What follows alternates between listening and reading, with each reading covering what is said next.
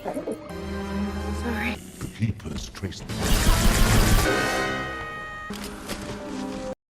Welcome dear रॉकर्ड्स। आज हम देखने वाले हैं जुपिटर असेंडिंग। मूवी की शुरुआत में हमको एक लड़की दिखाई जाती है जिसका नाम जुपिटर जोन्स है। वो अपने पेरेंट्स के बारे में कुछ बता रही है। वो बताती है कि उसके फादर का नाम मैक्सिमिलियन है और मदर का नाम है एलेक्सा। वो दोनों रशिया में मिले थे और फिर उन दोनों को एक दूसरे से प्यार हो गया। उसके बाद उन्होंने शादी भी कर ली। कुछ दिन के बाद एलेक्सा जब प्रेग्नेंट हुई थी तब कुछ लोग उसके घर पर चोरी करने आते हैं। घर से सारी कीमती चीजें चुराने के बाद वो जुपिटर के फादर का एक टेलीस्कोप भी चुरा ले जाते हैं। तभी उसके फादर उन चोरों को रोकने की कोशिश करते हैं, लेकिन उनमें से एक चोर उसके फादर को शूट कर देता है, जिसके बाद उनकी डेथ हो जाती है। उसके फादर के डेथ के बाद उसकी फैमिली की फाइनेंशियल कंडीशन बहुत खराब हो जाती है और उसकी मदर एलेक्सा अपनी बाकी फैमिली मेंबर्स के साथ शिकागो रहने चली जाती है। इसी बीच अटलांटिक ओशन में वो एक प्यारी सी बेटी को जन्म देती है जिसका नाम वो जुपिटर रखती है, क्योंकि उसके फादर को ये नाम बहुत ज्यादा पसंद था। और अब कहानी को 22 साल बाद हमें दिखाया जाता है।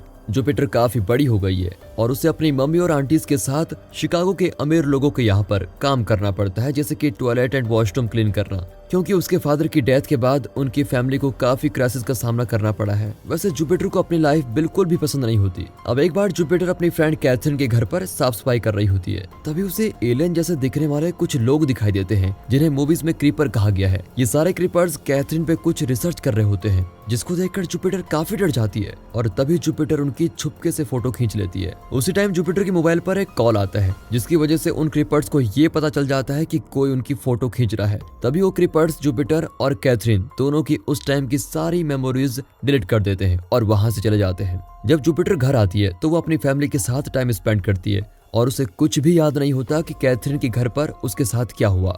और फिर वो अपनी नॉर्मल लाइफ यानी कि दूसरों के घर की साफ सफाई करने में लग जाती है। अब जुपिटर एक दिन इंटरनेट पे कुछ सर्च कर रही होती है, तभी उसकी नजर एक टेलीस्कोप पर पड़ती है जो कि देखने में एकदम उसके डैड के टेलीस्कोप के जैसा है। अब जुपिटर उस टेलीस्कोप को खरीदना चाहती है, पर उसके पास इतने पैसे नहीं है क्योंकि उस टेलीस्कोप की कीमत बहुत ज्यादा है। फिर वो अपने कजन ब्रदर से इसके बारे में पूछती है। उसका कजन ब्रदर उसको एक आइडिया देता है और कहता है कि तुम्हें बस एक ऑपरेशन करना है जिसमें तुम्हें अपने रिप्रोडक्टिव सेल्स को निकलवाना है और उसको बेचना है। उसके बदले में तुम्हें बहुत सारे पैसे मिलेंगे और फिर उन पैसों से तुम टेलीस्कोप खरीद सकती हो। जुपिटर इस बारे में काफी सोचती है। इसके बाद अगले दिन वो क्लिनिक चले जाती है जहां उसका ऑपरेशन होगा और वहां पर वो अपना एक फेक नाम रख लेती है कैथरीन। पर वहां जो डॉक्टर्स और नर्सेस होती हैं वो जुपिटर के साथ बहुत अजीब बर्ताव करते हैं। तभी उसे पता चलता है कि वो डॉक्टर्स और नर्सेस कोई और नहीं बल्कि क्रीपर्स हैं, जिनसे वो कैथरीन के घर पर मिली थी और वो जुपिटर की अब जान लेना चाहते हैं। तभी वहां पर एक आदमी आता है जिसका नाम केन है और वो आके सारे क्रीपर्स को मार डालता है और जुपिटर को बचाकर वहां से लेके चला जाता है।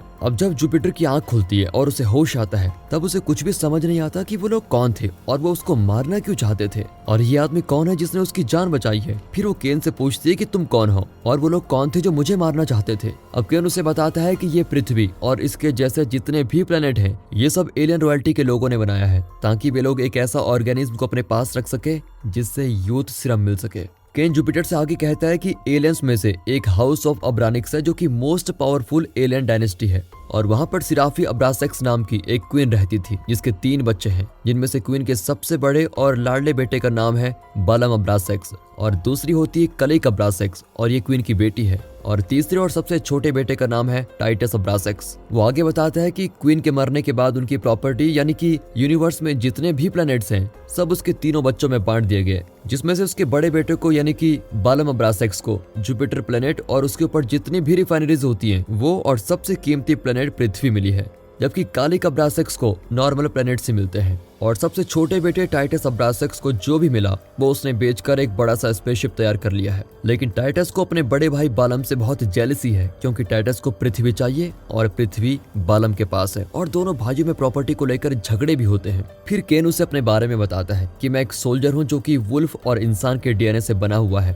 और मेरे जैसे स्पेस में बहुत सारे सोल्जर्स मौजूद हैं, क्योंकि स्पेस में टेक्नोलॉजी बहुत ही हाई लेवल की है और वहाँ पर अलग अलग डीएनए से रोबोट्स, एलियंस और बहुत सी ऐसी चीज बनाई जाती है और मुझे पृथ्वी पर टाइटस नहीं भेजा है। ये सब सुन के जुपिटर को कुछ भी समझ नहीं आता कि आखिर ये सच बोल रहा है या झूठ। अब अगले सीन में हमें दिखाया जाता है कि केन जुपिटर को समझाता है कि अगर तुम पृथ्वी पे रही तो क्रीपर्स तुम्हें फिर से मारने की कोशिश करेंगे, इसलिए तुम्हें मेरे साथ स्पेस में चलना होगा। अब ये सुनकर जुपिटर मान जाती है, लेकिन जब जुपिटर केन के साथ जा रही होती है तभी कुछ क्रीपर्स केन के स्पेसशिप पे हमला कर देते हैं, लेकिन केन सारे क्रीपर्स को मार देता है और फिर कुछ बातें सोचने के बाद उसे समझ आ जाता है कि दोनों अब्रासेक्स ब्रदर्स के लिए जुपिटर बहुत ही ज्यादा इंपॉर्टेंट है और इसलिए दोनों के बीच झगड़े भी हो रहे होते हैं। उसे समझ आ जाता है कि बालम जुपिटर को मारना चाहता है और इसीलिए ही वो जुपिटर के पीछे पड़ा हुआ है, लेकिन टाइटस उसको बचाना चाहता है और इसलिए उसने मुझे जुपिटर को बचाने के लिए भेजा और उसको लाने को भी कहा है। लेकिन ये लोग जुपिटर के पीछे आखिर क्यों पड़े हुए हैं, इसका आंसर तो हमें बाद में ही मिलेगा।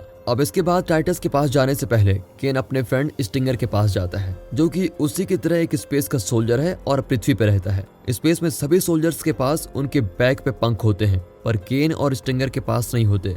किसी सजा के तौर पर उनसे उनके ये पंख छीन ले गए थे। स्टिंगर के घर के अंदर बहुत सारी मधुमक्खियां होती है, लेकिन कमाल की बात तो ये होती है कि कोई भी मधुमक्खी जुपिटर को नुकसान नहीं पहुंचाती, बल्कि जुपिटर ही सारी मधुमक्खियों को कंट्रोल कर पा रही होती है। ये सब देखकर तो स्टिंगर बहुत हैरान हो जाता है कि ये कैसे हो सकता है। तभी उसको ये समझ आता है कि जरूर जुपिटर का डीएनए गैलेक्टिक रॉयल्टी क्वीन के डीएनए से मैच करता होगा, तभी मधुमक्खियां उसको कुछ नहीं कर पा रही हैं, बल्कि उसके इशारे पे मूव कर रही हैं। ये सभी बातें स्टिंगर जुपिटर को बताता है तो वो हैरान हो जाती है और उसे खुद पर यकीन ही नहीं होता। तभी स्टिंगर उसे ह्यूमन हिस्ट्री बताता है और कहता है कि तुम इंसानों का बर्थ प्लेस पृथ्वी नहीं बल्कि स्पेस में मौजूद ऑरिस नाम का प्लेनेट है। यूनिवर्स एक्सपेंशन के टाइम पर बहुत सारे एलियंस के साथ प्लेनेट अर्थ भी डिस्कवर किया गया था, पर फिर उन्हें ये पता चला कि अर्थ पर लाइफ भी है, पर वहाँ डायनासोर्स हैं। तब उन्होंने सारे डायनासोर्स को अटैक करके मार दिया ताकि वो जगह इंसानों के रहने लायक एक सेफ जगह बन सके। इसके बाद अब्रासेक्स डायनेस्टी की मेन क्वीन ने पृथ्वी पे एक बीज फैलाना शुरू कर दिया और उन सीड्स की वजह से इंसानों की बॉडी अफेक्ट होती गई और उनके डीएनए डेवलप होने के साथ साथ स्ट्रॉन्ग और इवॉल्व होने लगे ताकि वो एक फर्टाइल पॉपुलेशन बना सके। और फिर उन्हें एक तरह का ऑर्गेनिज्म बनाने के लिए यूज किया गया, जिससे कि वो एक यूथ सीरम बना सके और पैसे कमा सके। ये सारा प्लान था क्वीन का और अब वो मर चुकी है, इसलिए पृथ्वी इतनी इंपॉर्टेंट है सभी लोगों के लिए, क्योंकि इंसानों से ही वो यूथ सीरम बनाया जा सकता है। लेकिन अब पृथ्वी बालम के कंट्रोल में है, इसलिए दोनों भाइयों में लड़ाई होती रहती है। जब धीरे धीरे पृथ्वी के लोगों के पास रिसोर्सेस खत्म हो जाएंगे और वो एक्सटिंक्ट होने लगेंगे, तब उनको यूज किया जाएगा सीरम बनाने के लिए और फिर धीरे धीरे इंसान ही खत्म हो जाएंगे। अब स्टिंगर की ये बात सुनकर जुपिटर को बहुत डर लगता है और अब स्टिंगर को ये यकीन हो जाता है कि जुपिटर ही रॉयल्टी क्वीन है और फिर वो उसकी हेल्प करने के लिए मान जाता है। लेकिन इतने में वहां पर एक हंटर ग्रुप आता है और उन पर अटैक करता है और जुपिटर केन और स्टिंगर को किडनैप करके क्वीन की बेटी कलिक का जो प्लेनेट है वहां पर लेके जाते हैं। जुपिटर को जब होश आता है तो उसके सारे कपड़े बदले हुए होते हैं और उसके नए कपड़े एकदम क्वीन के जैसे होते हैं और वो जब कलिक के पास जाती है तो वो उसे बताती है कि ये तुम्हारा पुनर्जन्म हुआ है और वो भी मेरी माँ के रूप में। ये बात सुनकर जुपिटर बोलती है कि मेरा पुनर्जन्म, ये कैसे हो सकता है? मैं तो अभी बस 30 साल की हूँ और तुम्हारी मॉम की एज तो न जाने कितनी होगी। तो कलिक बोलती है जो जीन्स तुम्हारे अंदर हैं वैसे ही मेरी मॉम में भी थे, तो हम ऐसा समझ सकते हैं कि तुम उनका पुनर्जन्म हो और तुम्हारे रूप में मुझे मेरी माँ वापस मिल गई है। वो बताती है कि मेरी मॉम भी उस यूथ सीरम का यूज करके 1000 साल तक जी, लेकिन 1000 साल होने के बाद उन्हें किसी ने मार दिया था। कलिक जुपिटर से बहुत ही अच्छी तरीके से बिहेव करती है क्योंकि उसे पता है कि जुपिटर जब क्वीन बनेगी तो वो यूथ सीरम बनाएगी और उसका शेयर कलिक को भी मिलेगा। लेकिन उसी वक्त वहाँ पर केन आ जाता है और उसे कलिक के बिहेवियर में कुछ गड़बड़ी लगती है। वो गन कलिक पे पॉइंट करके बोलता है कि अभी तक जुपिटर क्वीन नहीं बनी है। उसके बाद केन जुपिटर को लेकर अपने शिप में चला जाता है, जहाँ शिप की कैप्टन उसे एक प्लेनेट पे लेके चली जाती है और वहाँ पे जुपिटर क्वीन अब्रासेक्स की सारी प्रॉपर्टी और पावर पे क्लेम करती है और उसे फिर वो क्वीन का टाइटल और उसकी प्रॉपर्टी मिल जाती है। फिर वहाँ के लोग उसको वहाँ के सारे रूल्स और रेगुलेशन के बारे में बताते हैं। उसके बाद वो केन के पास आती है। यहाँ वो केन से अपने प्यार का इजहार भी करती है, लेकिन केन उसको ये कह के मना कर देता है कि आप मेरी क्वीन हो और मैं क्वीन के लिए परफेक्ट नहीं हूँ। मैं तो ये सब कुछ अपने फ्रेंड स्टिंगर के लिए कर रहा हूँ, क्योंकि अगर तुम क्वीन बनोगी तो मुझे और मेरे दोस्त स्टिंगर को हमारा बैच वापस मिल जाएगा, जिसकी वजह से हमें यहाँ से निकाल दिया गया था। ये बात सुनकर जुपिटर थोड़ा गुस्सा हो जाती है। फिर केन उसे समझा रहा होता है, तभी वहाँ पे स्टिंगर और उसके कुछ आदमी आ जाते हैं। दरअसल स्टिंगर ने टाइटस को सब बता दिया होता है कि जुपिटर अपना क्वीन का टाइटल क्लेम कर चुकी है और अब वो क्वीन बन चुकी है। इसके बाद उन दोनों को टाइटस के पास लेके जाते हैं और वहां पहुंचने के बाद उन दोनों को एक दूसरे से अलग कर दिया जाता है। केन को स्पेसशिप की एक जेल में बंद कर दिया जाता है। तभी वहां पर टाइटस आता है और केन से कहता है कि मैंने तुम्हें जुपिटर को मेरे पास लाने के लिए भेजा था, तुम उसे क्यों नहीं लेके आए? और उसके बाद वो अपना रियल प्लान रिवील करता है। टाइटस उसे कहता है कि पहले मैं जुपिटर को इम्प्रेस करूंगा, उसके बाद उसे शादी के लिए बनाऊंगा और शादी करने के बाद मैं उसे मार डालूंगा और फिर उसका हस्बैंड होने के नाते मुझे उसकी सारी पार्ट्स और प्रॉपर्टी मिल जाएंगी। इसके बाद वो केन को खुले स्पेस में भेज देता है और खुद जुपिटर के पीछे लग जाता है उसे इम्प्रेस करने में। वो जुपिटर से कहता है कि देखो सभी पृथ्वी के पीछे पड़े हुए हैं, वो भी यूथ्रम को पाने के लिए, लेकिन मैं ऐसा बिल्कुल नहीं हूँ। फिर वो जुपिटर को हजारों बोतल दिखाता है जिसमें यूथ्रम होता है और वो जुपिटर से कहता है कि मैं ये सब रोक सकता हूँ अगर तुम मुझसे शादी कर लो, लेकिन जुपिटर शादी के लिए मना कर देती है। यहाँ बालम को पता चल जाता है कि जुपिटर टाइटस के पास है और जुपिटर को क्वीन की पावर और प्रॉपर्टी मिल चुकी है। दरअसल बालम जुपिटर को इसलिए मारना चाहता था क्योंकि उसे पता था कि अगर जुपिटर क्वीन बन जाएगी तो उसे पृथ्वी क्वीन को रिटर्न करनी पड़ेगी, लेकिन तब तक बहुत देर हो चुकी है। जुपिटर तो अब क्वीन बन चुकी है, इसलिए बालम एक मस्त प्लान बनाता है। वो जुपिटर की फैमिली को किडनैप करने की सोचता है। इधर टाइटस जुपिटर को बार बार शादी के लिए मनाता है, लेकिन वो हर बार मना कर देती है। तभी वो अपनी दूसरी चाल चलता है और जुपिटर से कहता है कि अगर तुम मुझसे शादी के लिए मान जाओ तो मैं तुम्हें केन और स्टिंगर के लाइसेंस रिटर्न कर दूंगा जो मैंने उन्हें सजा के तौर पर उनसे छीन लिए थे।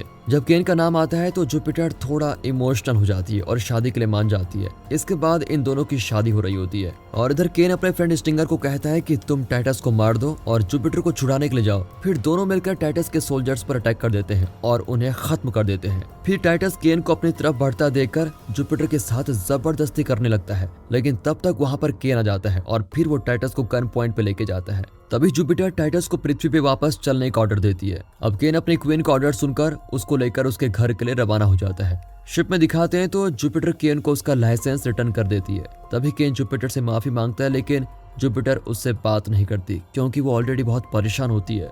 अपने घर पर आने के बाद वो देखती है कि बालम के कुछ आदमी उसके घर पर हैं और जुपिटर की फैमिली को बालम ने किडनैप कर लिया है। बालम के आदमी जुपिटर से कहते हैं कि अगर तुम अपनी फैमिली को सेफ देखना चाहती हो तो तुम्हें हमारे साथ जुपिटर प्लेनेट पर चलना पड़ेगा, वो भी अकेले, जहां बालम तुम्हारा इंतजार कर रहा है। अब जुपिटर अपनी फैमिली के लिए उनके साथ चलने के लिए मान जाती है और बालम से जाकर मिलती है, जहां बालम उसकी फैमिली के बदले उससे कहता है कि तुम्हें पृथ्वी पे हार्वेस्टिंग फिर से स्टार्ट करनी पड़ेगी। लेकिन जुपिटर मना कर देती है क्योंकि अगर वो हार्वेस्टिंग करेगी तो पृथ्वी के सभी लोग मारे जाएंगे। इनकी बातें चल ही रही होती है कि तभी वहां पर केन रिफाइनरी में एंटर करता है और वहां ग्रेविटी हेल को डैमेज कर देता है, जिसकी वजह से वहां की ग्रेविटी डैमेज हो जाती है। अब बालम केन का सामना करने के लिए एक हाइब्रिड मॉन्स्टर को भेजता है। इसका फायदा उठाकर जुपिटर बालम पे गन पॉइंट करके वहां से निकल जाती है और अपनी फैमिली को सर्च करना शुरू कर देती है। लेकिन तभी उसके सामने बालम आ जाता है और जुपिटर पे खतरनाक अटैक्स करता है। दोनों में जमकर लड़ाई होती है। तभी बालम कन्फेस करता है कि प्रॉपर्टी के लिए तो मैंने अपनी माँ को मार दिया था